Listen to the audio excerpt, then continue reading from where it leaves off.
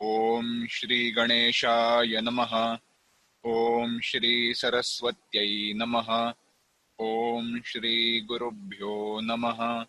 श्रुतिस्मृतिपुराणानाम् आलयं करुणालयं नमामि भगवत्पाद शंकरं लोकशंकरं।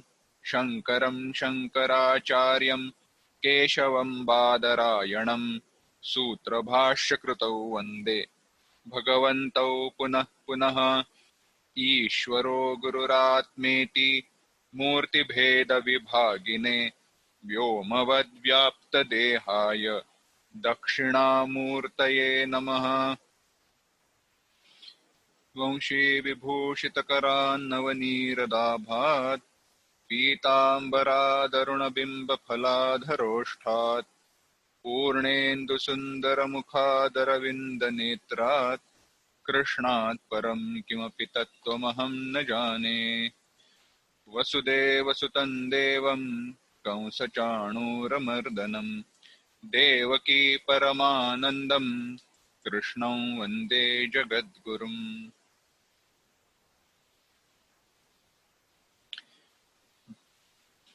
भीष्मद्रोणतटा जयद्रथजला गान्धारनीलोत्पला शल्यग्राहवती कृपेण वहनी कर्णेन वेलाकुला अश्वत्थामविकर्णघोरमकरा दुर्योधनावर्तिनी सोत्तीर्णा खलु पाण्डवैरणनदिः कैवर्तकः केशवः।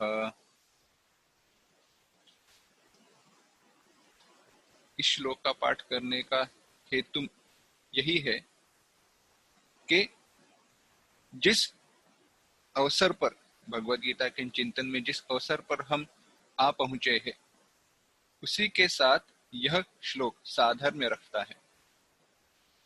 श्लोक कहता है कि ऐसी ये जो नदी है, कौन सी नदी है?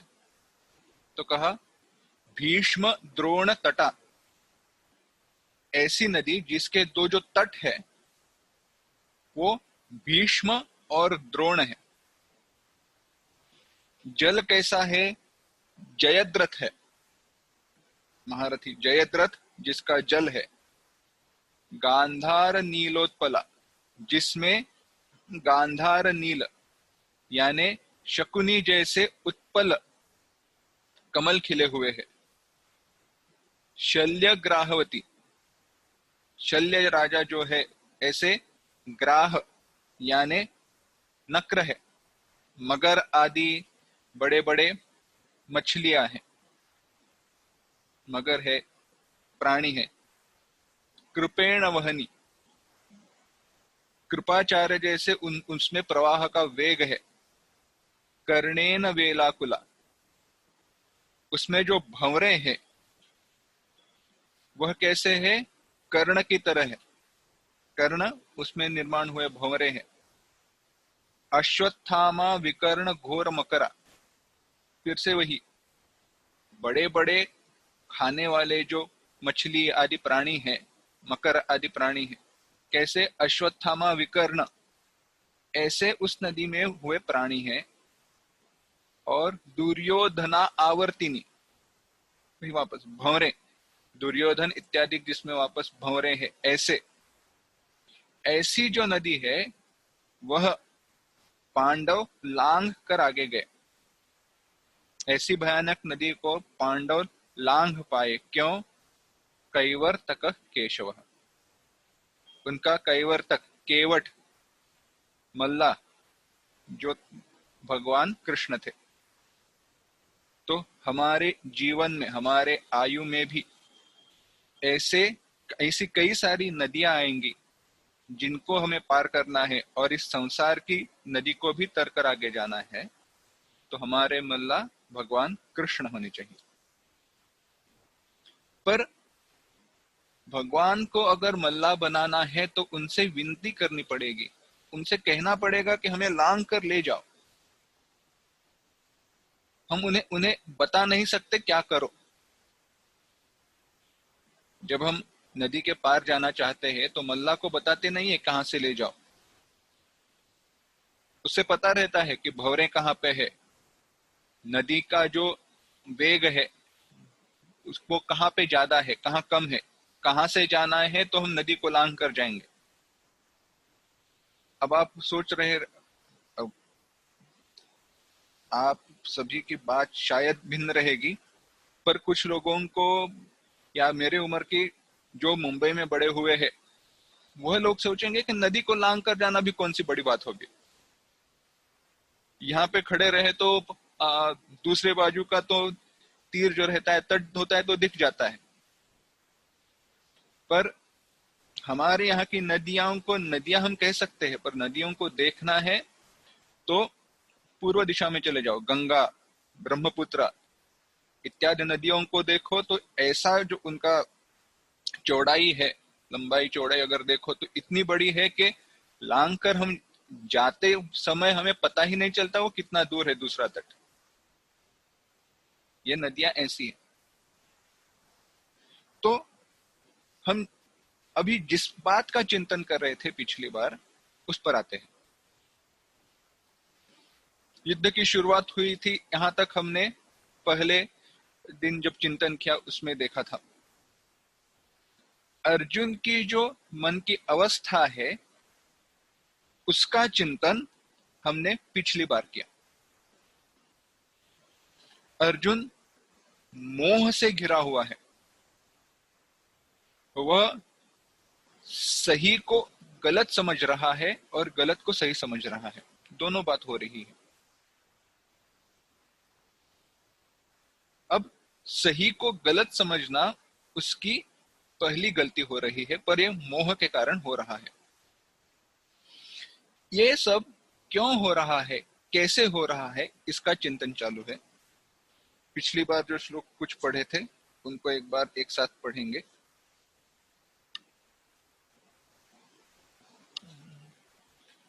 बत्तीस से लेके 32, 33, 34 और 35 यह 4 श्लोक पढ़ेंगे एक साथ।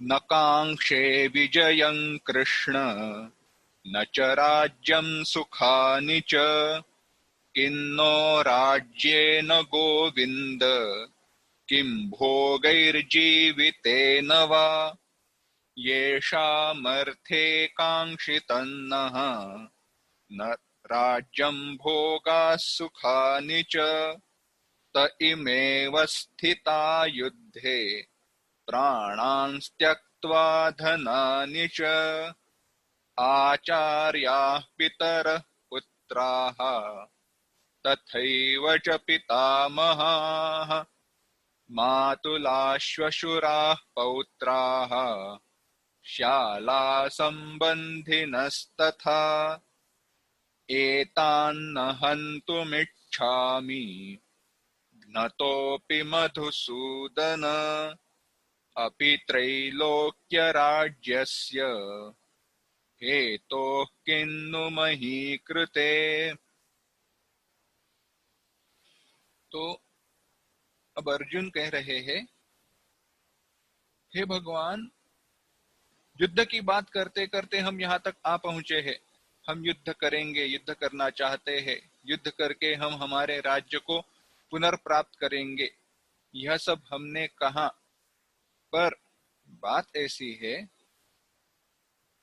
अब मुझे विजय की इच्छा नहीं है।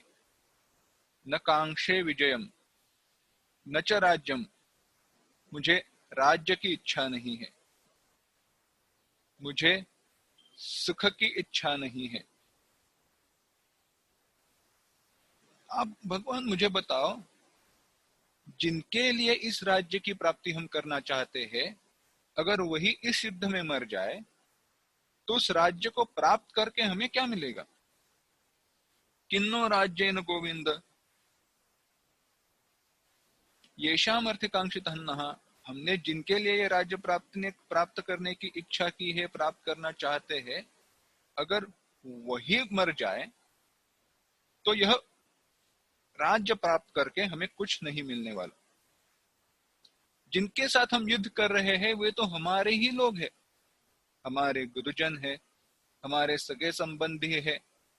इतना ही नहीं, जिनके ऊपर अगली पीढ़ी निर्भर है, ऐसे ही लोग हैं।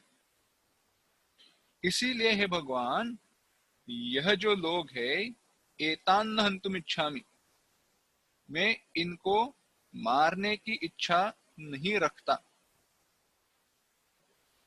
क्यों नहीं रखते हो? अपि त्रैलोक्य राज्यस्य हेतु किन्नु मही कृते, तीनों लोकों का भी अगर राज्य मिले तो भी मैं इनको मारना नहीं चाहता, तो इस भूमि के कुछ हिस्से वाली जमीन के लिए मैं क्या करूं? मैं इनको नहीं मारना चाहता, मुझे कोई इच्छा नहीं है। अब भगवान पूछते हैं, सोचने लगते हैं। अंग्रेजी में एक कहावत है या एक प्रयोग है, टू चिकन आउट। अभी हिंदी इसका मुझे एक शब्द नहीं सूझ रहे, पर इसका अर्थ यह है कि सब कुछ हो जाता है, पर जब हम अंतिम क्षण पे आते हैं तब उस बात को छोड़ देना। यानी कैसे? कोई एक ये स्पोर्ट्स टर्म है, यानी खेल में ज्यादा इसका उपयोग किया जाता है कि लोग खेलते हैं खेलते हैं खेलते हैं, बहुत अच्छे से खेलते हैं, और ऐसे लगता है कि अभी यह जो व्यक्ति है यह जिता देगा, पर अंतिम क्षण पे जब जरूरत है उस क्षण वह बिल्कुल अच्छा नहीं खेलता, डर के कारण या किसी कारण वह भाग जाता है, छोड़ देता है, प्रयत्न करना छोड़ देता है। ऐसे प्रयत्न को छोड़ देना, इसी प्रकार अर्जुन की मोह के कारण अवस्था हुई है। भगवान अर्जुन से पूछते हैं, मन में ही एक संवाद पढ़ा था, बड़ा सुंदर संवाद है। अर्जुन और कृष्ण, ये महाभारत में नहीं है, भगवत गीता में भी नहीं है, पर अर्जुन के मन में कैसे विचार है देखो। भगवान, आप भी तो युद्ध छोड़कर भाग गए थे ना, रणछोड़ आपका तो नाम भी है। अगर आप युद्ध भूमि से भाग जाते हो तो मैं युद्ध भूमि छोड़कर चला जाऊं, उसमें कोई सी बड़ी बात हुई? आप भी तो चले गए थे। तो कृष्ण भगवान अर्जुन को समझाते हुए कहते हैं, मेरा भाग जाना और तुम्हारा भाग जाना भिन्न है। अर्जुन कहते, भाग जाना भिन्न कैसे है? आपका भाग जाना और मेरा भाग जाना भिन्न भिन्न कैसा है? भेद क्या? भागना तो भाग जाना ही है ना। अर्जुन कहते हैं, भगवान कहते, बात सही है अर्जुन, भाग जाना है, पर किसके कारण हम भाग जाते हैं उसके ऊपर उस भाग जाने का परिणाम, फल निर्भर करता है। मैं भाग गया, पर जब मैं भाग गया तो मेरे पीछे मुझे मारने वाला आ गया था। तुम भाग जाओगे तो तुम्हारे पीछे यह लोग आएंगे नहीं, और जब तुम भाग जाओगे तब भी तुम्हारे मन से ये लोग जाएंगे नहीं। ये युद्ध भूमि की जो हार है, जो तुमने स्वीकार की थी, वह तुम्हें शांति से जीने नहीं देगी। और ये सबसे महत्वपूर्ण विचार है। ये थोड़ी एक दो बातें बताता हूं और इस विषय को शुरू करते हैं, क्योंकि ये जो विषय चल रहा है कि भाग जाना, चलो भाग जाना शब्द को बाजू में रखते हैं। जब हम किसी निर्णय को स्वीकार कर लेते हैं, मान लेते हैं, तो उस पर जब, और अगर उसको, उस निर्णय को शास्त्र की सम्मति है, तो उस पर डटे रहना मुश्किल रहता है, पर वो करना चाहिए। वैष्णव संप्रदाय में ये जीव गोस्वामी और इनकी कथा कही जाती है। अभी सही नाम मुझे याद नहीं आते, पर जब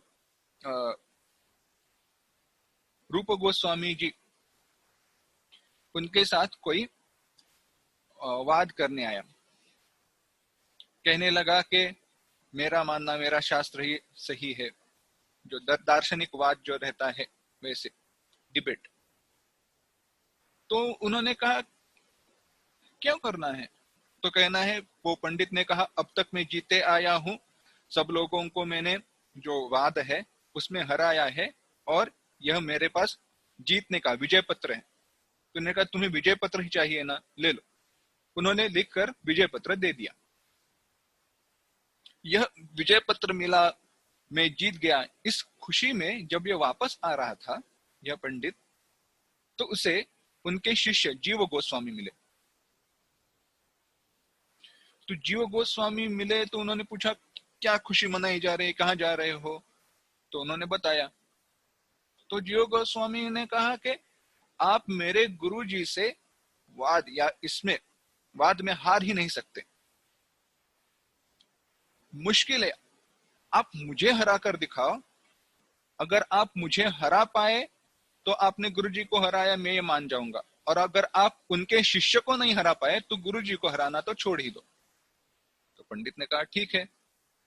और वहां पे उनमें जो वाद हुआ उनमें पंडित हार गया। पंडित से सारे जो विजय पत्र थे इन्होंने ले लिए, पंडित को भेज दिया। ये विजय पत्र उन्होंने जब गुरुजी को ये बात पता चली तो उन्होंने जीव गोस्वामी का मुख भी नहीं देखा और कहा जीव गोस्वामी जी, जीवा को कहना अब मेरा और उनका कोई संबंध नहीं। तो जीव गोस्वामी जी ने पूछा क्यों? तो उन्होंने कहा कि जब मैंने उसको विजय पत्र लिख कर दिया था तो तुम्हें कोई अधिकार नहीं था कि उससे वह विजय पत्र छीना जाए। उसे विजय पत्र मिला तो उसे खुशी हो रही थी, वो आनंद में था। वह आनंद छीनने का कोई अधिकार तुम्हें नहीं था। और जो उस वाद, उसके साथ जो भी तुमने चर्चा की, जो तर्क लड़ाया, उसमें जो तुम्हारा समय गया, उससे अच्छा वही समय अगर तुम भगवत चिंतन में लगाते तो तुम्हारी और बड़ी प्रगति हो जाती। मेरी जो बात है, मेरा कहने का जो विषय है वह भगवत चिंतन यहाँ पे नहीं है। जब गुरुजी ने तय किया, गुरुजी ने कहा कि मैं कोई भी वाद या किसी के लिए भी मेरे सामने आए, वादो नावलंब्य, मैं वाद का अवलंबन नहीं करने वाला हूं, तो उस पर डटे रहना, अहंकार को छोड़कर, यह महत्वपूर्ण बात है। बाद में भगवान बताएंगे अगर अर्जुन सही विचारों के कारण युद्ध को छोड़कर जाता तो कोई कठिनाई नहीं थी,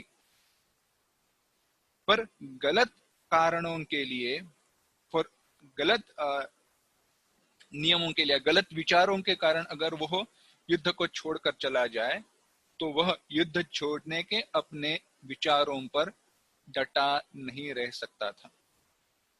भगवान आगे कहेंगे। पर इसके पूर्व जो भी अर्जुन ने अपने विचारों के लिए जो भी कारण बताए हैं उनको सुनते हैं। 36वां श्लोक। निहत्य धार्तराष्ट्रान्नः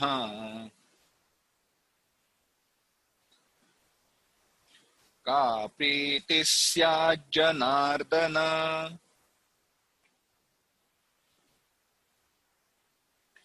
पापमेवाश्रयेदस्मान् हत्वैतानाततायिनः।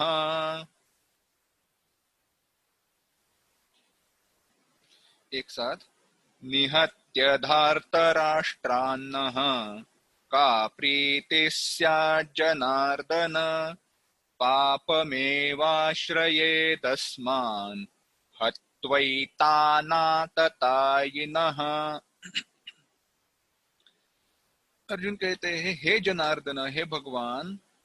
जनार्दन शब्द भी कैसे अर्जुन यूज करते हैं? जनान अर्दयति, जनान शत्रुन, जो दुष्टों का संहार कहते हैं, ऐसे भगवान तुम मुझे बताओ। धार्तराष्ट्रान निहत्य, धार्तराष्ट्रान धृतराष्ट्र के पुत्र, उनको निहत्य, उनको मारकर, का प्रीति ही स्यात्, प्रीति ही यानी सुख, हमें कौन सा ऐसा सुख मिलने वाला है? हमारे ही सगे संबंधियों को हम मारेंगे तो हम सोचेंगे अरे हमने तो हमारे ही भाइयों को मारा, हमने हमारे ही मामा दादा परदादा इनको मारा, गुरुजनों को मारा। और ऐसे ही हत्वा एतान आततायिनः, ये जो आतताई लोग हैं, आतताई यानी क्या बताएंगे, इनको मारकर हम सगे संबंधियों को मार रहे हैं, यह पाप ही में मिलने वाला है। तो ऐसा पाप क्यों करे, पाप क्या क्यों भागी हो जाए? अर्जुन का कहना यह है कि मैं इन लोगों को मारना नहीं चाहता, इसका कारण एक ही है, इनको मारकर मुझे सुख नहीं मिलेगा, चाहे ये आतताई क्यों ना हो। आतताई यानी शास्त्र में कहा है अग्निदो गर्दश्चैव शास्त्र शस्त्रपाणिर्धनापहः क्षेत्र दारापहर्ता च षडेते ह्याततायिनः। कौन कौन? अग्निदो, घर को आग लगा देने वाला या किसी को जिंदा जलाने वाला, अग्निदो।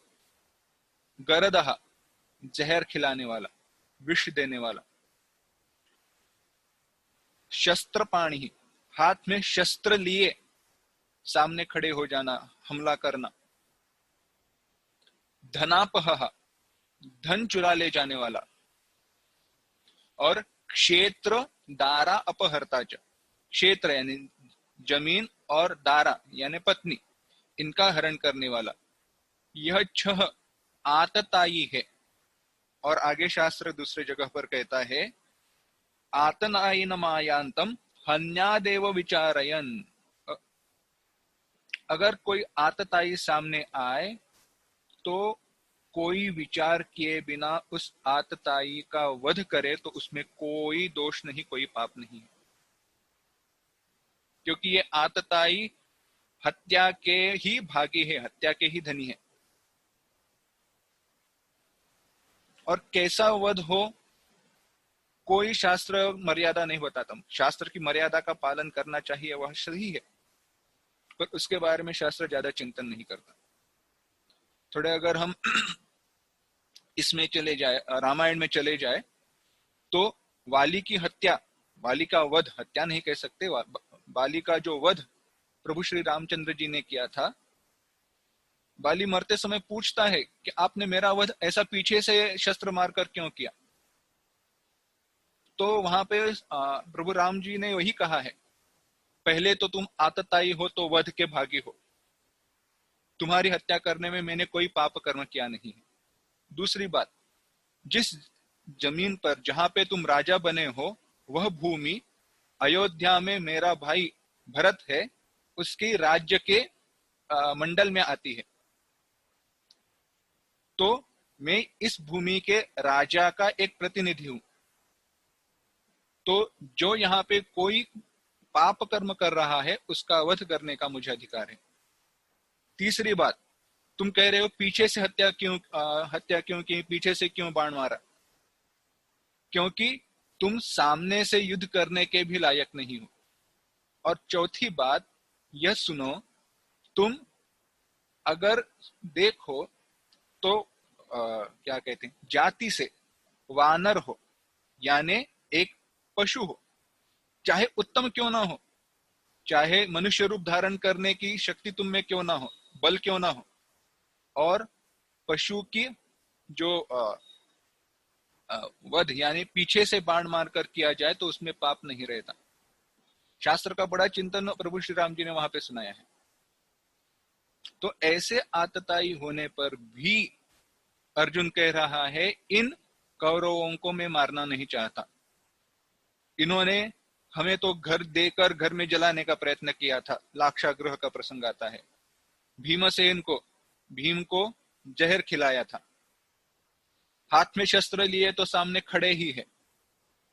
हमारे धन दारा इनका अपहरण तो इन्होंने द्यूत और इत्यादि के द्वारा किया ही था। तो यानी ये आतताई है, पर ये हमारे कुल के है ना, और कुल का नाश करने वाला अधम पापी होता है, इसलिए मैं इनको ये आतताई होने पर भी मारना नहीं चाहता।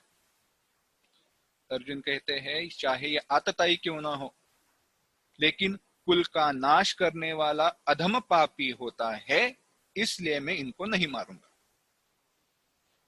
आगे बताते हैं 37वां श्लोक। तस्मान्नार्हा वयं हन्तुम् धार्तराष्ट्रान् स्वबान्धवान् स्वजनं हि कथं हत्वा सुखिनः स्याम माधव।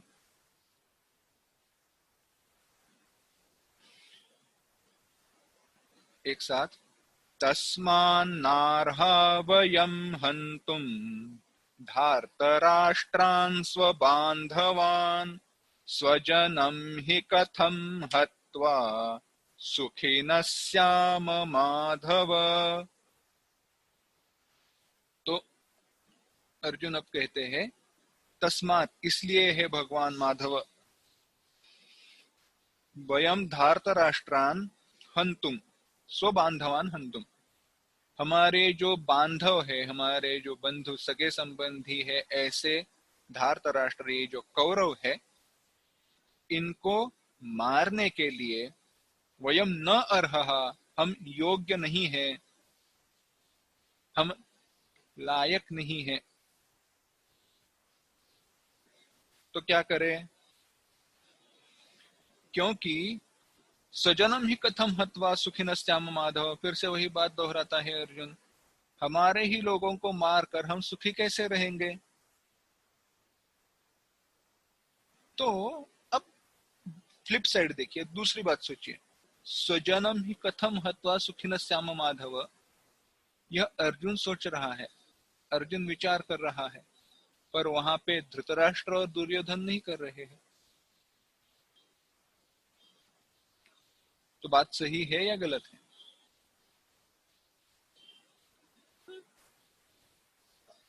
भगवान पूछते हैं अर्जुन तुम कह रहे हो ना, क्या कह रहे हो कि मैं स्वजनों को मारना नहीं चाहता, अपने लोगों को मारना नहीं चाहता, पर वो लोग अपने लोगों को मारने के लिए आए हैं, उसका क्या? तो अर्जुन कहता है भगवान क्या कहे, उनकी मति मारी गई है। 38 और 39वां श्लोक। यद्यप्येते न पश्यन्ति लोभोपहत चेतसः कुलक्षयकृतं दोषम् मित्रद्रोहे च पातकम् कथं न ज्ञेयमस्माभिः पापादस्मान्निवर्तितुम् कुलक्षयकृतं दोषम् प्रपश्यद्भिर्जनार्दन।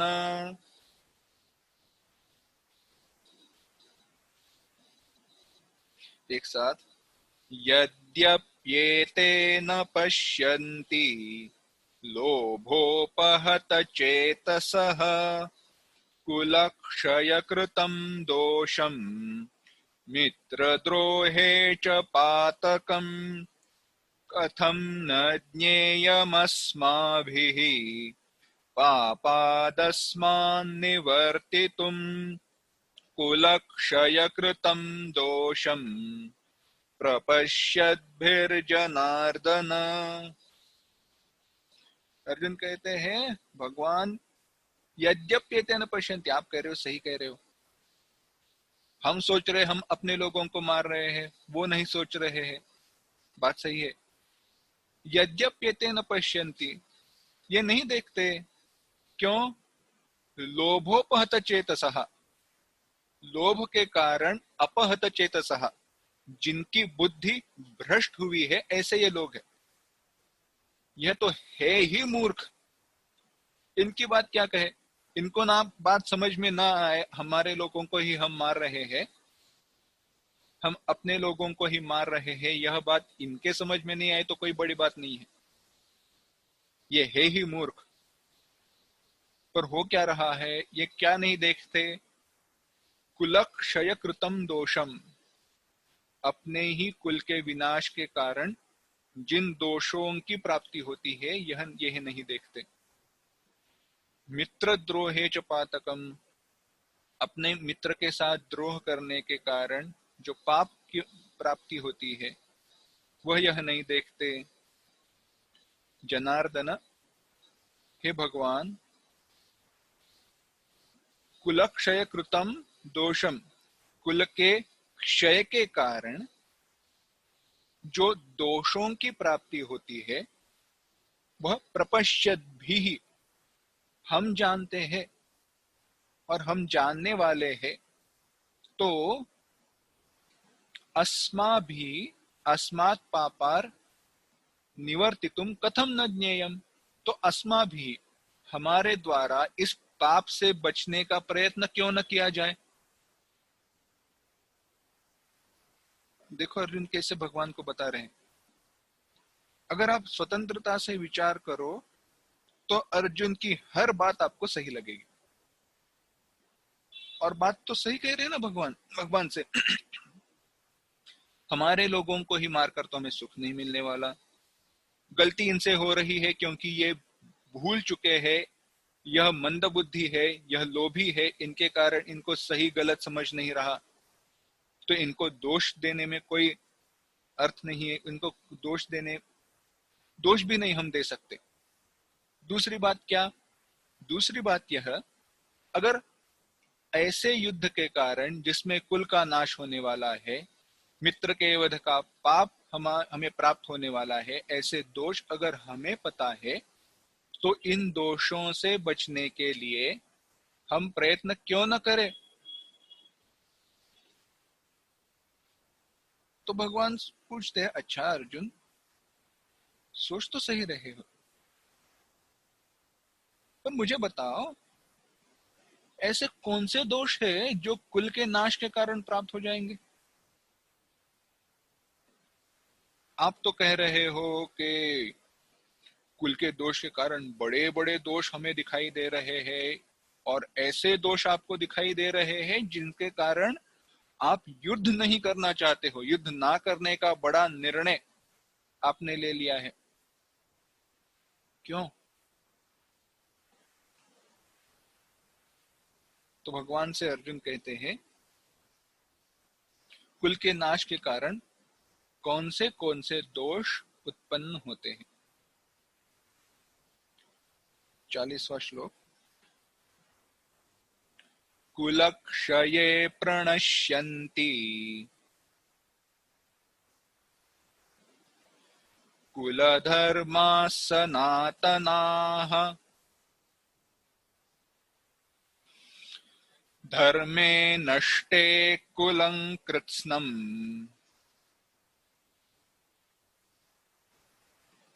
अधर्मोऽभिभवत्युत।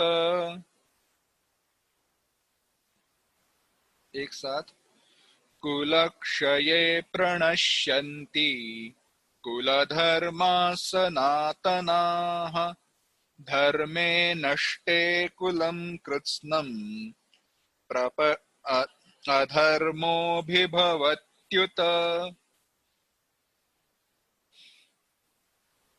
भगवान से अब अर्जुन कह रहे हैं, कुलक्षय, अगर जब कुल का क्षय हो जाता है तो सनातनाः कुलधर्माः, सनातन सनातन यानी जो नित्य है, अनादि है, शब्द का अर्थ हम बाद में देखेंगे। सनातन ऐसे जो कुलक धर्म है, कुल के धर्म है, वह प्रणश्यन्ति, उनका नाश हो जाता है। धर्मे नष्टे, जब धर्म का नाश हो जाता है तो कुलम कृत्स्नम कुलम, संपूर्ण कुल में अधर्म अभिभवति, अधर्म का विकास होता है, बड़ी मात्रा में अधर्म फैल जाता है। देखिए क्या क्या बात कही है। पहली तो बात यह, भगवान से अर्जुन ने कहा सनातन कुल धर्म का नाश। तो सनातन कुल धर्म क्या है? सनातन इस शब्द का जो शब्द की व्युत्पत्ति है, सन आतनोति इति सनातनाः। सन यानी होना, सन आतन इन दो शब्दों से बना है सनातन। सन यानी जो है, होना यानी जो पहले से ही है, और आतनोति जिसका नित्य विकास होते रहता है,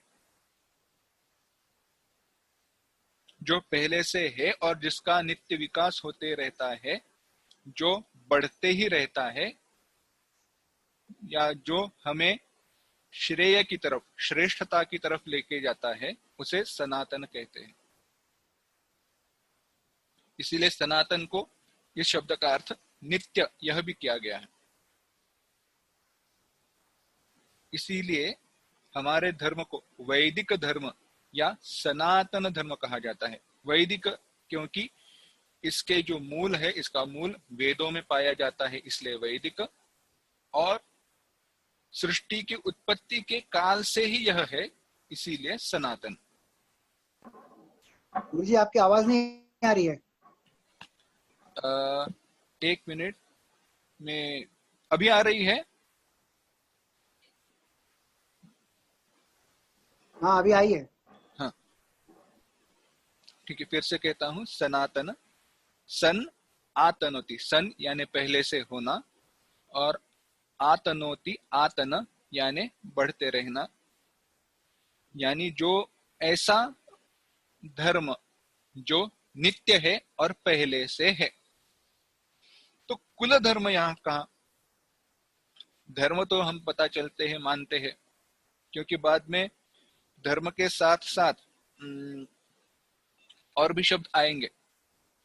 तो ये जाति धर्म, कुल धर्म ऐसे आएंगे शब्द, वहां पे फिर से चिंतन करेंगे ही। पर कुल धर्म यानी असामान्य धर्म, असाधारण धर्म, सामान्य नहीं, असाधारण धर्म, ऐसे टीका में बताया गया है। असाधारण धर्म यानी ऐसा जो मैं समझ पाया हूं वो बता रहा हूं। धर्म सबके लिए समान है, पर धर्म पालन करने के लिए आवश्यक जो वस्तुएं हैं वह सबको समान उपलब्ध होगी ही, ऐसी कोई बात नहीं। भारतवर्ष में अगर आप विचार करो तो भूगोल की दृष्टि से, ज्योग्राफी की दृष्टि से अगर देखा जाए तो सारे पौधे, सारे पेड़ एक जैसे नहीं है, सारे फूल फल एक जैसे नहीं है। तो उस जगह पर वहां जो जो उपलब्ध है उनके द्वारा उसी धर्म के पालन के लिए जो उस जगह या उस जगह पर रहने वाले लोगों के लिए जो एक विशेषता से बताया गया, उसे कुल धर्म कह सकते हैं। क्योंकि कुल यानी एक जगह पर एक, क्योंकि एक कुल के लोग पुराने समय में एक ही जगह पर या आसपास रहा करते थे, तो उनके द्वारा जो एक धर्म के पालन की एक व्यवस्था जो बन गई थी काल से, उसे कुल धर्म कहा जाता है। तो यह हुआ असाधारण धर्म। तो कुल धर्म का नाश हो जाएगा। कुल धर्म का नाश हो जाएगा तो होगा क्या? धर्मे नष्टे, धर्म का नाश हो जाएगा। और अगर धर्म का नाश हो जाएगा तो अधर्म की कुल में वृद्धि होगी।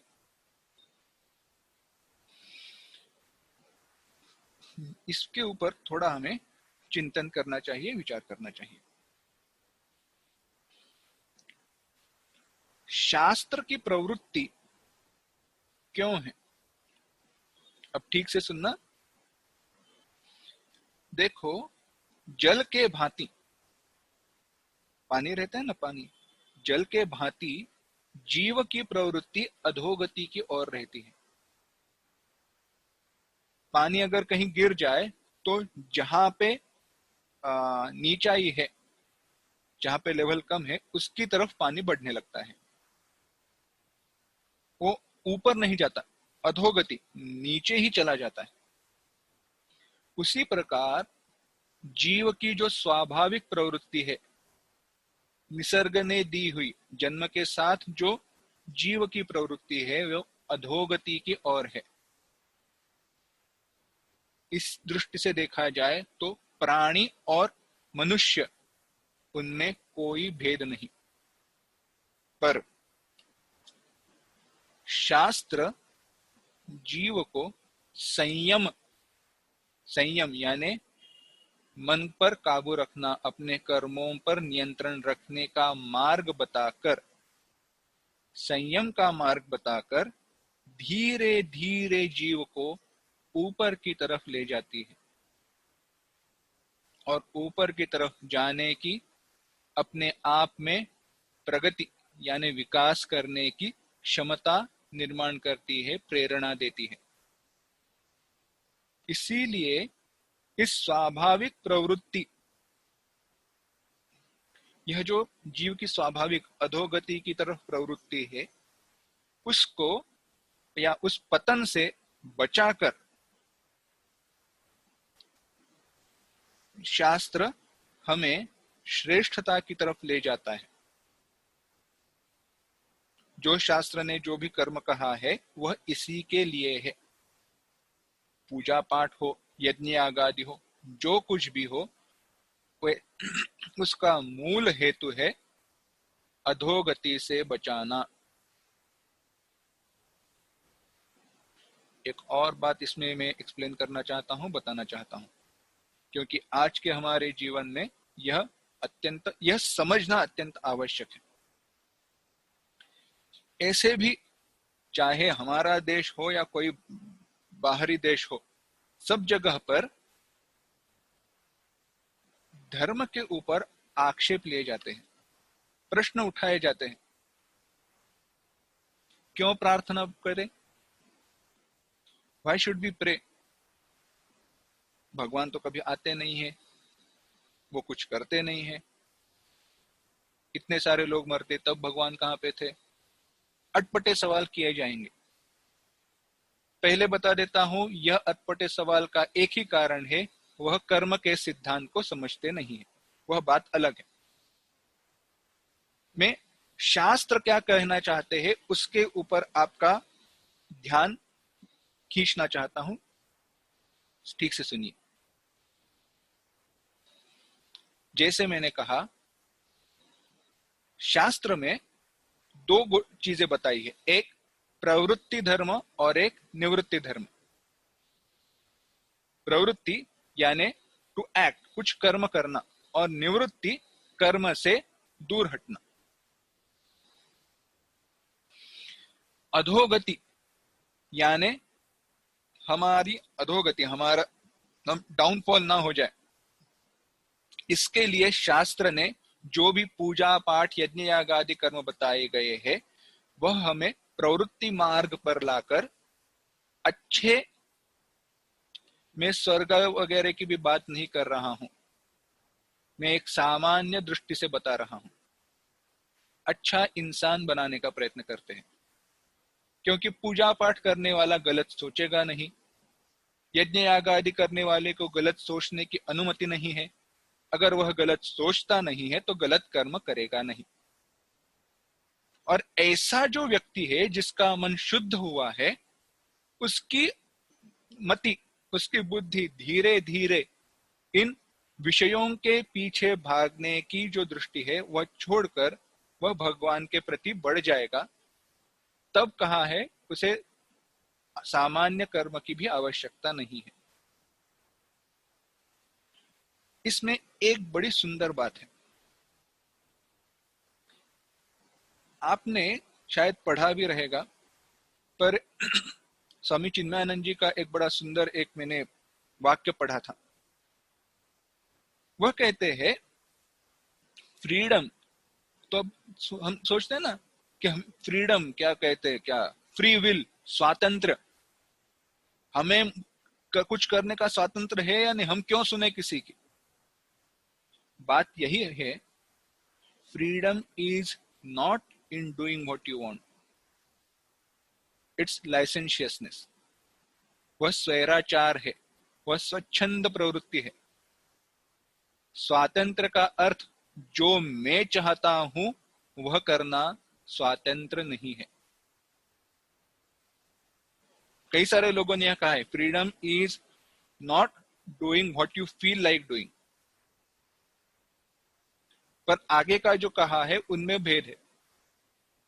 पर मुझे जो स्वामी चिन्मयानंद जी का वक्तव्य जो पसंद बहुत भाया, उसमें वह कहते हैं but not to do what you feel like doing is freedom. इसकी जैसी मोक्ष की दूसरी आधुनिक व्याख्या हो नहीं सकती। Is freedom in doing what you feel like और is freedom in not doing what you feel like. जो आपका मन इच्छा करता है, आपके मन की जो इच्छा है उसके अनुसार कर्म करना, यह स्वातंत्र है, या उस इच्छा के अनुसार कर्म ना करना स्वातंत्र है। पहली बार सुनो तो आपको लगेगा कि मैं जैसे चाहता हूं वैसे कर्म करना स्वातंत्र है, पर नहीं। जब मैं कहता हूं मैं जैसे चाहता हूं वैसे मैं करूंगा, तब उसी क्षण हमारे इच्छाओं की अधिकार में, गिरफ्त में हम आते हैं और हम परतंत्र, इच्छाओं के परतंत्र बन जाते हैं। सोच कर देखिए कितनी सूक्ष्म बात है। हमारे इच्छाओं से हम मुक्त नहीं हो जाएंगे, हमारे इच्छाओं के हम सेवक, नौकर बन जाएंगे, यह स्वातंत्र है नहीं। और इन इच्छाओं के कारण बाकी सारी चीजों से हम बंधे जाएंगे। इच्छा क्या है? बड़ा घर चाहिए, मकान चाहिए, गाड़ियां चाहिए, तो क्या करो?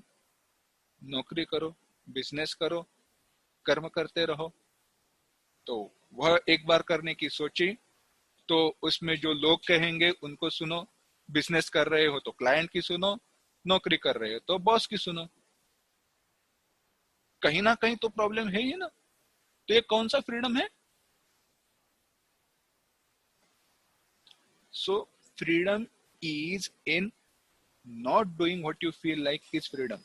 अपने विचारों पर हमारा नियंत्रण रहना, हमारी इच्छाओं पर अपना नियंत्रण रहना, इसके जैसा स्वातंत्र हो नहीं सकता।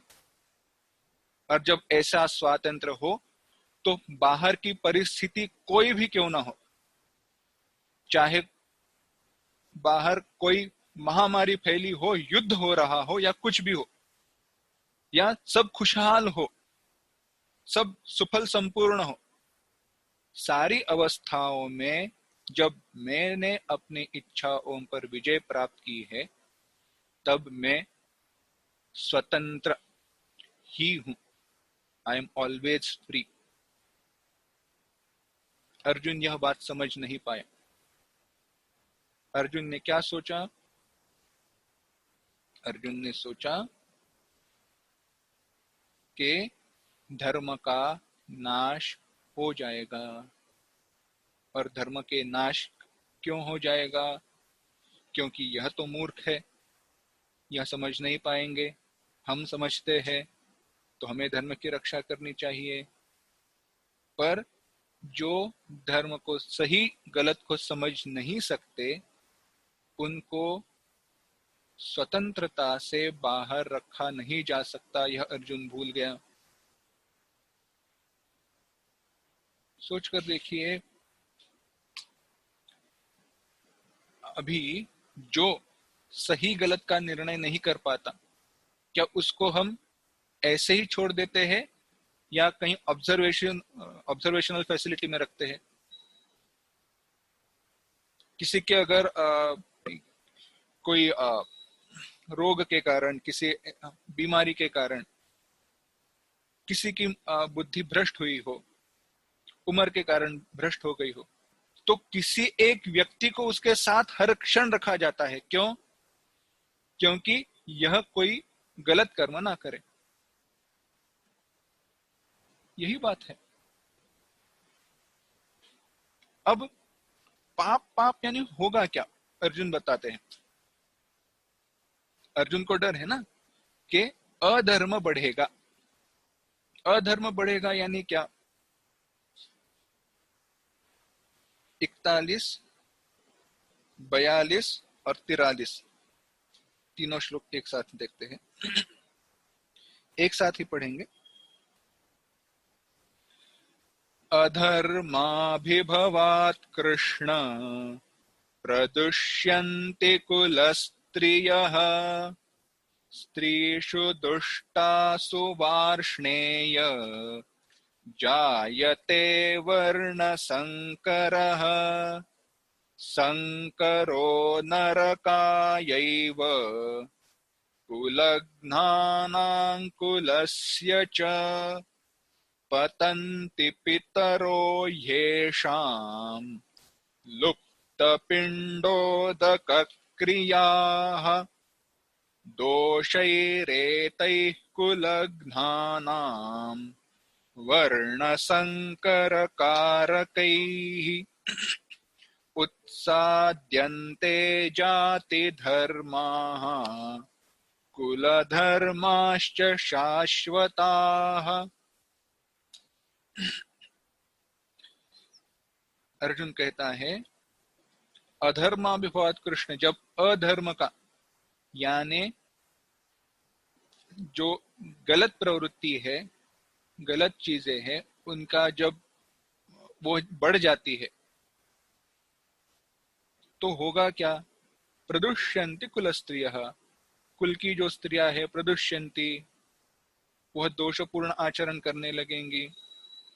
तो होगा क्या? स्त्रीषु दुष्टासु वार्ष्णेय, ऐसे दोषपूर्ण आचरण के कारण होगा क्या? जायते वर्ण संकरः, वर्ण संकर हो जाएगा। संकर के कारण क्या होता? संकरो नरकायैव, संकर तो कुल का नाश करने वाला है। कुलघ्नानां कुलस्य च, कुलघ्न यानी कुल का घात करने वालों का भी नाश करता है, कुल का भी नाश करता है और सबको नरक में ले जाता है। क्यों? क्योंकि पतंति पितरो येषाम, इनके जो पितर है, इनके जो स्वर्गस्थ जो कोई दादा परदादा इत्यादि कोई है, पतंति, उस लोक से वह पुण्य के अभाव में गिर जाते हैं। लुप्त पिंडोदक क्रिया, क्योंकि पिंड उदक क्रिया, श्राद्ध तर्पण इत्यादि सारे कर्म छूट गए हैं, छूट जाते हैं। और आगे कहते हैं दोषैरेति कुलघ्नानां वर्ण संकर कारकैः, वर्ण संकर कारक, वर्ण संकर कराने वाले ऐसे दोषों के कारण कुलघ्नानां, जो कुल का घात करने वाले हैं, ऐसे लोगों के कुल धर्म, जाति धर्म, ये जो शाश्वत धर्म है, वह उत्साद्यन्ते, नष्ट हो जाते हैं। यह सारी बातों के लिए एक शास्त्र की भूमिका है। इन श्लोकों में हर शब्द को एक शास्त्र का बेस है, अधिष्ठान है। जब तक हम इन शास्त्रों को नहीं समझते तब तक इनकी जो क्या कहते हैं, धर्म के दृष्टि से जो ग्रेविटी है, जो एक महत्व है, वह हम समझ नहीं पाएंगे। इसलिए मैं बहुत आसान शब्दों में जो हम समझ सकते हैं इस भाषा में बताना चाहता हूं। अधर्म के कारण होगा क्या? प्रदुष्यन्ति कुल स्त्रियः, सवाल यह आएगा, कुल स्त्रियः प्रदुष्यन्ति, ऐसे क्यों कहा? क्योंकि उस समय में कुल को प्रमुखतः कुल की जो स्त्री है उसके द्वारा जाना जाता था। कुल को धर्म के मार्ग पर रखने वाली उस कुल की स्त्री हुआ करती थी, ऐसा महत्व उसको दिया गया था।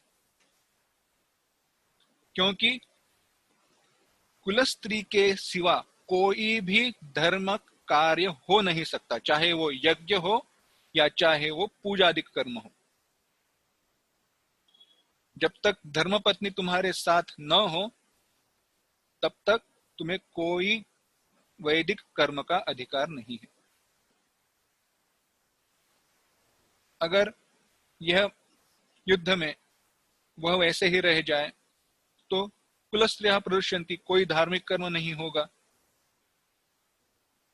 तो होगा क्या? जायते वर्ण संकरः।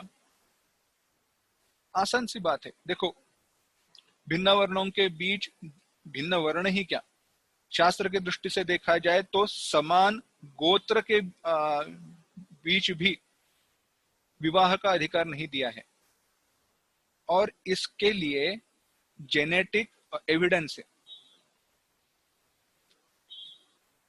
अगर आप कोई प्योर ब्रीड जो रहते हैं ना, हम कहते हैं प्योर ब्रीड वगैरह ऐसे, तो उसमें दोष ऐसे हो जाता है, इन ब्रीडिंग हो जाता है।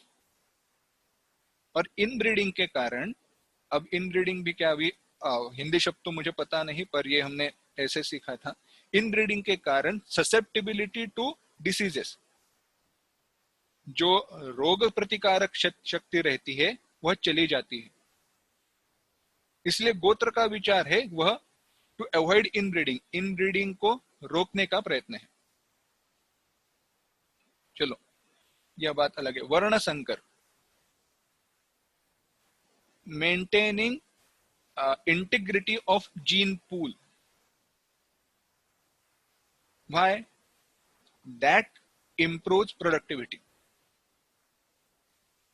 अगर आप अगर कृषि में वगैरह देखो तो आम रहता है, वो आम दूसरे कोई फल के साथ यानी सेब वगैरह के साथ जोड़ा नहीं जाता। क्यों? क्योंकि आम के जो जीन्स है, आम ही रहना चाहिए, सेब ही रहना चाहिए। उन दोनों की भूमिकाएं भिन्न है। तो इस दृष्टि से इसका विचार किया गया था। पर होगा ऐसे, आप बताओ, एक आसान सी बात बताता हूं। अगर युद्ध के कारण जहां पे लाखों लोगों की मृत्यु हुई हो, वहां पे अपने कुल का, अपने वर्ण का विवाह के लिए व्यक्ति उपलब्ध ही हो नहीं रहा हो, क्या वर्ण संकर को टाला जा सकता है? नहीं। युद्ध में झांक कर देखिए, अभी जो हमारे जो महायुद्ध हुए हैं, जो भी युद्ध हुए हैं, उसके बाद की अवस्था यही हुई है। आगे कहते हैं संकरो नरकायैव, और जब ऐसे वर्ण संकर होता है तो वर्ण संकर से उत्पन्न प्रजा को कर्म का अधिकार नहीं मिलता। शास्त्र की दृष्टि से करेंगे तो क्या करेंगे? कुछ नहीं कर सकते। तो और होगा क्या? अगर कर्म का अधिकार नहीं है तो श्राद्ध तर्पण करा होगा नहीं। और उसके आगे की बात, श्राद्ध तर्पण कैसे करना चाहिए बताने वाले बुजुर्ग है नहीं, वह तो युद्ध में मारे गए। यानी किसी व्यक्ति की मृत्यु के बाद क्या करना चाहिए, क्या नहीं करना चाहिए, इसका उपदेश देने वाले रहे नहीं, और उन्हीं के लिए तो कर्म करने की आवश्यकता रही है। तो धर्म के से सारे च्युत हो जाएंगे, छोड़ देंगे। अगर धार्मिक कर्म होगा नहीं तो धर्म का नाश हो जाएगा। और इसी के कारण इनकी परंपरा में चलते आए हुए जो भी कुल के धर्म हैं, जाति के धर्म हैं, वह सारे नष्ट हो जाएंगे। अब आपको मैं अप्लाइड बात बताता हूं। समझो, युद्ध में जो विनाश हुआ उसमें जो भी टॉप मोस्ट इंजीनियर है सारे मारे गए, जो भी टॉप मोस्ट एग्रीकल्चरल यानी जो कृषि तज्ञ है वो मारे गए, जो भी टॉप मोस्ट सारे शिक्षक है, वैज्ञानिक है, वो मारे गए। आगे की पीढ़ी को सिखाएगा कौन? आगे की पीढ़ी को विज्ञान क्या है, गणित क्या है, बताएगा कौन? सामान्य बात बताई जा सकती है, पर जो टेक्निकल बातें हैं वो बताएगा कौन? यानी आगे जो एक वैज्ञानिक विकास है, भौतिक विकास है, वह भी रुक जाता है, because there is no passing down of knowledge from one generation to other. जो ज्ञान है जो एक पीढ़ी से दूसरे पीढ़ी दर पहुंचना चाहिए, चाहे वो भौतिक हो, वैज्ञानिक हो या शास्त्रीय हो, वह पहुंचता नहीं है। दूसरी बात, युद्ध के बाद परिस्थिति ऐसी हो जाती है जहां मुझे खाने के लिए वस्तु उपलब्ध नहीं है, तो ऐसी अवस्था में भी मुझे चोरी डकैती नहीं करनी चाहिए, यह बताने वाला अगर कोई न हो, यह समझाने वाला अगर कोई न हो, ऐसा मुझ पर नियंत्रण करने वाला कोई न हो, और अगर मैं चोरी डकैती करूं तो हमारे कुल का विनाश हुआ कि नहीं हुआ? जब युद्धजन्य परिस्थिति हो, बुरे हाल हो, तब समाज की सेवा करनी चाहिए, समाज की मदद करनी चाहिए, यह बताने वाला कोई न हो, और मैं और ज्यादा अमीर कैसे बन पाऊं इसका विचार करूं, तो होगा, हुआ क्या? अधर्मो भी भवति, तो अधर्म का ही तो अधर्म ही बढ़ा है ना। यही भय अर्जुन ने भगवान के सामने प्रकट किया। अब भगवान से अर्जुन कहते हैं 44, 45 और 46वां श्लोक एक साथ पढ़ेंगे। उत्सन्न कुल धर्माणाम मनुष्याणाम जनार्दन नरके नियतं वासः भवतीत्यनुशुश्रुम अहो बत महत् पापं कर्तुं व्यवसिता वयं यद्राज्यसुखलोभेन हन्तुं स्वजनमुद्यताः यदिमामप्रतीकारम् अशस्त्रं शस्त्रपाणयः धार्तराष्ट्रारणे हन्युः तन्मे क्षेमतरं भवेत्। अर्जुन भगवान से कहते हैं, उत्सन्न कुल धर्माणाम मनुष्याणाम जनार्दन, हे भगवान, जिनके कुल धर्म, जाति धर्म सब नष्ट हो चुके हैं, ऐसे लोग नरक में जाएंगे और अनियत काल तक, पता नहीं कब तक, दीर्घ काल तक नरक में रहेंगे। और ऐसा बड़ा पाप कर्म हम कर रहे हैं। यत राज्य सुख लोभे न हंतुम स्वजन उद्यता, क्योंकि राज्य की इच्छा से, राज्य के प्राप्ति की इच्छा के कारण ही हम ऐसा पाप कर्म कर रहे हैं। क्या आपको पता है मनुष्य अधर्म पाप क्यों नहीं करता? ये सब अर्जुन का जो कहना है, इसके पीछे यह विचार मूल में है। धर्म से मनुष्य अधर्म से दूर रहता है और धर्म का आचरण करता है, इसके लिए जो हेतु बताए गए हैं वह यही है। एक है ईश्वर का भय, दूसरा है शास्त्र का शासन, तीसरा है कुल की मर्यादा नष्ट होने का भय, राज्य का कानून, किसी राष्ट्र का कानून, और शारीरिक और आर्थिक यानी पैसों का और शरीर की हानि, शारीरिक और आर्थिक हानि, इसका भय या आशंका। फिर से बताता हूं, देखिए, ईश्वर का भय, शास्त्र की मर्यादा, शास्त्र या शास्त्र का शासन कह सकते हो, कुल की मर्यादा का विनाश होने का भय, राज्य का या राष्ट्र का कानून, और शारीरिक और आर्थिक अनिष्ट की चिंता। पर अब देखा ऐसे जाता है, ईश्वर का भय हमें नहीं है क्योंकि ईश्वर में हमारी वैसी श्रद्धा नहीं है। शास्त्र में श्रद्धा ना होने के कारण शास्त्र के शासन को हम मानते नहीं हैं। कुल धर्म क्या है यही पता नहीं है तो उसके नाश की भीति भी नहीं है।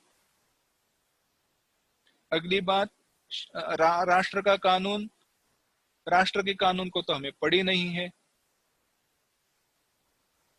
और अब शायद आप सोचेंगे कि ये मैं क्या कह रहा हूं, पर बात सही है, क्योंकि राष्ट्र के प्रति हमारा जो प्रेम होना चाहिए वैसे तो हमारा है नहीं, दिखता नहीं। राष्ट्र का कानून, हाँ, होने चल जाता है, कोर्ट में जाएंगे, वहां पे केस लड़ेंगे, कानून मेरे लिए नहीं है। और अगली बात यह है, राष्ट्र का कानून, जिनको इस कानून की रक्षा करनी चाहिए, इसका इम्प्लीमेंटेशन करना चाहिए, वही इस कानून को मानते नहीं है। जो सत्ता में है वही इस कानून को मानते नहीं है, तो भी कोई फायदा नहीं होता। और अगली बात, शारीरिक और आर्थिक अनिष्ट की चिंता, उसकी भी तो कोई पड़ी नहीं है, क्योंकि अगर पड़ी होती, उसका विचार कोई करते, तो जब तक डायबिटीज हो जाए या डिप्रेशन आ जाए चलेगा, पर मैं पैसे कमाऊंगा, ऐसे कोई सोचता नहीं था। और यह पता चलने के बाद भी पैसे कमाना छोड़ते नहीं है, गोली खाकर सो जाएंगे पर पैसा कमाएंगे। यही तो बात हुई है, यह परिणाम सब युद्ध के ही होते हैं। इसी भय को अर्जुन बार बार जता रहे हैं।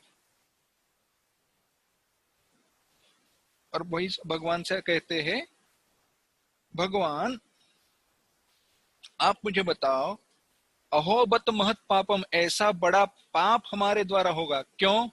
क्योंकि हमारे लोगों से युद्ध करके हम कुल का विनाश करेंगे और यह सब बातें होंगी। और यह क्यों हुआ?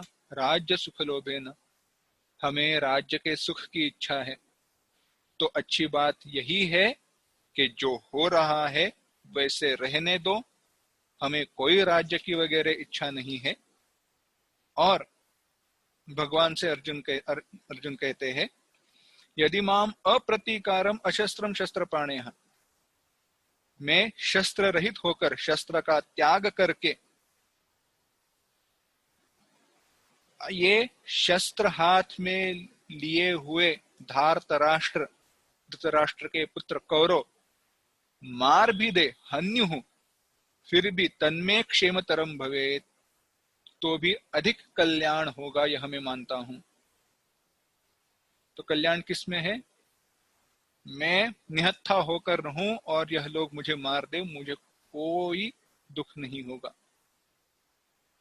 और ऐसा कहकर संजय कहते हैं, 47वां श्लोक, संजय उवाच एव मुक्त्वार्जुनः संख्ये रथोपस्थ उपाविशत विसृज्य सशरं चापं शोक संविघ्न मानसः। अब संजय धृतराष्ट्र को बताते हैं, ऐसे कहकर अर्जुन ने क्या किया? रथोपस्थ उपाविशत, रथ उपस्थ, रथ के पीछे, रथ का पिछला जो हिस्सा है वहां पे अर्जुन जाकर बैठ गया। कैसे? विसृज्य सशरम चापम, सशरम चापम, बाणों के सहित अपने धनुष का, शर का त्याग करके अर्जुन पीछे जाकर बैठ गया। भगवान, अब मैं युद्ध नहीं करने वाला हूं। पूरे अध्याय में हमने क्या देखा, इसका एक अवलोकन करते हैं। सबसे पहले तो धृतराष्ट्र ने पूछा, क्या पूछा? मेरे और पंडु के जो बेटे हैं उनमें क्या हुआ? धृतराष्ट्र की भूल, जो सही है उसको वह गलत समझ रहा है। जहां दोनों एक ही है, एक ही कुल के हैं, वहां पे धृतराष्ट्र भेद कर रहा है। उस भेद के कारण युद्ध की निर्मिति हुई। इस युद्ध में कौन कहां से युद्ध कर रहा है, यह सब बात दुर्योधन ने अपने आचार्य द्रोणाचार्य जी को बताई, और उसमें वह कहता है कि जब भीष्म जैसे लोग हैं तो हमारी विजय तो निश्चित है। तो वहां पे हमने देखा दुर्योधन से क्या भूल हुई थी, कैसी भूल हुई थी, क्या गलतियां हुई थी। एक तो उसने शत्रु के बल को नहीं समझा, अपने बल को गलत समझा और मूर्खता की तरह बात करते रहा। और put egg in one basket हमने देखा था। सारा बल जो है, सारी क्या कहते हैं, धुरा, यानी जो कुछ भी होगा भीष्म जी है ना, देख लेंगे, उनके ऊपर ज्यादा निर्भर रहा।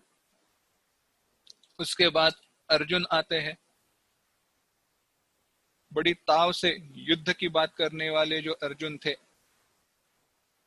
बड़प्पन जताने वाले अर्जुन थे, उनके मन में कहीं ना कहीं मोह छिपा हुआ था। भगवान ने वह जाना, और जब अर्जुन ने कहा कि हम मेरे रथ को इन दोनों सैन्यों के बीच में ले जाकर खड़ा करो, क्योंकि मैं देखना चाहता हूं मैं किससे युद्ध करने वाला हूं, अर्जुन ने रथ को भीष्माचार्य और द्रोणाचार्य इनके सामने खड़ा किया और कहा, इन कौरवों के साथ तुम्हें युद्ध करना है।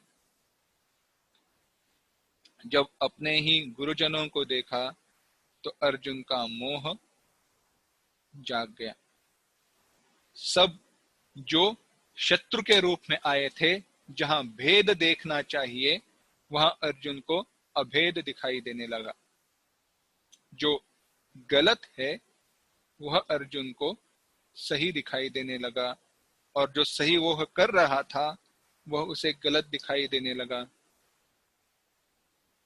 ठीक है, गलत सही दिखे, सही गलत दिखे, बात सही है, पर मेरी बात उसका समर्थन करना, उसको नीतिपूर्ण बताना, उसको लॉजिकल है, यह युक्ति युक्त है, शास्त्र युक्त है, ऐसे बताना अर्जुन की अगली गलती थी। देखो, सिर्फ वह कह देता क्या कि भगवान मैं युद्ध नहीं करना चाहता हूं, ये हमारे लोग हैं, जाने दो, छोड़ देते हैं, इतनी छोटी बात होती तो अर्जुन से भगवान कहते, युद्ध के लिए आए हो, चुपचाप युद्ध करो, बाद में बात करेंगे। वहां पे अर्जुन से भगवान उपदेश नहीं करते, पर जो बुद्धि की अवस्था उस अर्जुन की उस क्षण हुई थी, तब उसको देखकर, जो समर्थन अर्जुन ने किया वह देखकर भगवान ने जाना यही सही समय है अर्जुन को उपदेश देने का। अगर यह काल चला गया तो उपदेश अर्जुन को दिया नहीं जा सकता। और एक अनुगीता करके बाद में, और ठीक है, और बाद में अर्जुन ने सब हमारे अपने निर्णय का समर्थन किया और कहा, भगवान मैं अब युद्ध नहीं करने वाला। अगर ऐसे ही ऊपर से देखा जाए तो अर्जुन ने दिए हुए सारे कारण, सारे रीजन, सारी युक्तियां सही दिखाई देती है पर वह है नहीं। कैसे है नहीं भगवान दूसरे अध्याय में बताएंगे, पर तभी बताएंगे जब अर्जुन उनकी शरण में जाएगा। अनुगीता करके महाभारत में बाद में एक प्रकरण आता है। अर्जुन भगवान से कहता है, भगवान तुमने मुझे जो गीता बताई, जो ज्ञान का उपदेश किया, फिर से सुनाओ। भगवान कहते हैं, उस वक्त उस क्षण में जो बात बताई थी वह उस क्षण की थी, वैसे बात मैं अब फिर से कहूं कह नहीं पाऊंगा। वही बात मैं वैसे ही नहीं बता पाऊंगा, क्योंकि वह क्षण ही, वह समय ही वैसा था। पर फिर भी भगवान ने उपदेश किया, उसे अनुगीता कहा जाता है। इसके साथ इति श्रीमद् भगवद गीतासु उपनिषत्सु ब्रह्म विद्यायां योग शास्त्रे श्री कृष्णार्जुन संवादे अर्जुन विषाद योगो नाम प्रथमोऽध्यायः। अर्जुन विषाद योग नामक अध्याय समाप्त।